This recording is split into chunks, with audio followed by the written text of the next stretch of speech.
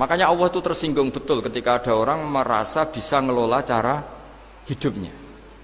Makanya kata Allah kalau gojlok orang-orang yang kepedean itu, kalau kamu top, mbok jangan mati. Itu falaula in kuntum ghaira madinin tarji'unaha in kuntum shadiqin. Kalau kamu merasa top itu jangan mati. Di mana-mana mati itu tidak top. Falaula idza balaghatil hulqum wa antum khina idzin tanjurun. Mbok ketika nyawa kamu sudah sampai kerongkongan, kamu tarik lagi supaya kamu tidak mati. Mati itu tidak top loh. Katanya kamu top kok mati. Jangan mati. Kalau top itu jangan mati, jangan miskin, jangan tua, jangan jadi jelek. Pokoknya top terus gitu. Itu digojlok sama Allah. Tapi orang itu lupa bahwa ketika sehat begini kita seakan-akan ngelola kehidupan. Nah gara-gara merasa ngelola seakan-akan kalau mati lalu saya gimana ya kalau mati? Di kuburan ngapain? Terus kantornya gimana, kerjanya di mana? Ya udah usah begitu. Nah ini di sini pentingnya tauhid. Orang dilatih berpikir al-khalqul awal. Afa'ayina bil khalqil awal. Kalau dalam bahasa Yasin disebut kul yuhyi alladzi anshaha awwala marrah. Jadi agama itu orang dilatih membayangkan pertama hubungan kita dengan Allah. Misalnya manusia pertama itu siapa? Adam. Adam bisa berpikir, bisa berlogika, bisa jalan-jalan, bisa macam-macam. Tapi andaikan Anda jadi Nabi Adam, mesti melihat kekuasaannya Allah itu begitu nyata. Karena saya materinya dari tanah, ternyata saya bisa berpikir. Betapa kudrohnya Allah, kekuasaan Allah, tanah yang benda mati bisa berpikir. Sekarang jadi saya. Sehingga kira-kira Nabi Adam kalau ketemu tanah itu ya, kalau mau maksiat, wah ini tanah ini pasti komplain.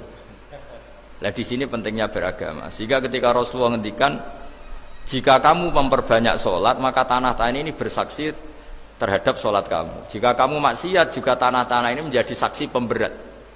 Itu kamu tidak jagal sama sekali, karena manusia pertama yang bernama Adam yang bisa berpikir itu materinya dari tanah.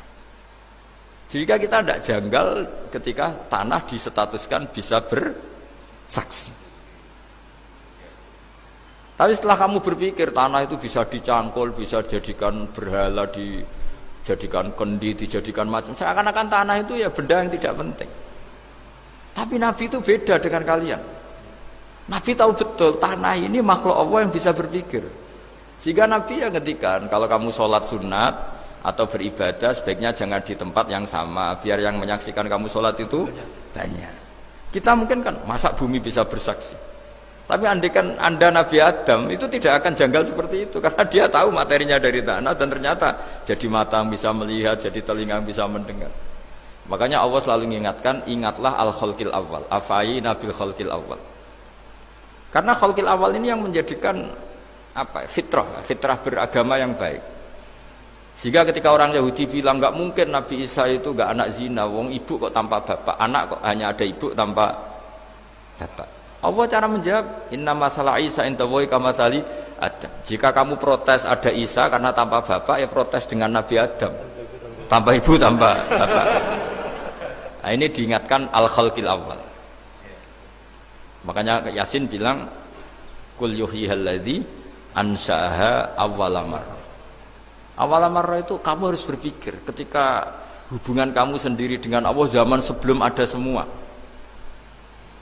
Jadi misalnya alam raya ini, bumi sebesar ini, masa suatu saat terus hilang, hancur, nggak berbekas. Ingat saja, bumi ini mulai dulu ya nggak ada. Diadakan oleh kekuatan besar yang super ada, yaitu Allah Subhanahu Wa Taala. Nah di sini kenapa faham-faham ateis itu hilang di dunia. Meskipun ada itu karena saking mungkin kurang peradaban. Makanya guru-guru kita mulai zaman Nabi Adam sampai sekarang itu cara berpikir sederhana. Bumi ini kadung ada. Di mana-mana sesuatu yang ada pasti disebabkan yang lebih ada. Kan nggak mungkin bumi yang ada kemudian penciptanya itu udah ada. Itu kan ngajak goblok bareng gitu kira-kira gitu. Masuk sesuatu yang ada disebabkan oleh sesuatu yang tiada. Maka guru-guru kita ngajari, pertama sifat Allah itu wujud. Karena ini wujud super atau kausa prima, terus kiai bilang wajibil wujud. Wajibil wujud terjemahan bebasnya ya wujud super. Karena wujudnya Allah itu yang mempengaruhi ya semua alam raya ini, dia harus di depan. Masa yang menciptakan di belakang. Makanya terus disifati qadim. Qadim itu harus lebih dulu atau awal. Nah, makanya ketika Fir'aun ngaku Tuhan itu cara membatalkan Nabi Musa itu sederhana. Kalau kamu Tuhan berarti bapak kamu nggak ada Tuhan karena Tuhannya terlambat datang. Nah, itu langsung. Oh iya ya kalau ya kan berarti babanya dia tanpa Tuhan kan Tuhannya baru kemarin. Aktenya baru diurus, aktenya baru diurus itu Tuhannya ini. Makanya Fir'aun itu akhirnya Nabi Musa punya pengaruh besar di kalangan punggawa Fir'aun. Karena ketika debat terbuka itu punggawanya dengar. Akhirnya mereka iman sama Nabi Musa. Ini disebut wa qala rajulun mu'minun min ali fir'auna yaktumu imana. Banyak yang diam-diam ini iman karena logika Fir'aun jadi Tuhan itu nggak masuk akal. Yang benar adalah Tuhannya Nabi Musa. Nah orang-orang ini itu ya dibilang nggak loyal ya pokoknya dia iman. Dan dia juga yang ikut rapat. Besok Musa tangkap. Karena mereka sudah iman sama Musa terus sebelum eksekusi itu datang, ini datang ke Musa. Tadi malam saya ikut rapat, keputusannya Anda ditangkap mau dibunuh, jangan lari saja dulu kan. Jadi kan nggak bisa disebut pengkhianatan, kan ini orang baik. Jadi malamnya ikut rapat, besok Musa tangkap bunuh. Iya Nabi Musa paginya sebelum di itu, Musa saya nanti malam ikut rapat dan keputusannya Anda ditangkap dibunuh, kamu lari saja sekarang. Nah, kenapa iman? Karena logika yang dibangun Nabi Musa. Makanya ciri utama kebenaran itu bal naqdhifu bil haqqi 'alal batil fayadmaghuhu fa idza huwa zahid. Kebenaran sejati itu boleh diuji di mana saja. Dan Anda tidak usah khawatir kebenaran sejati itu kalah.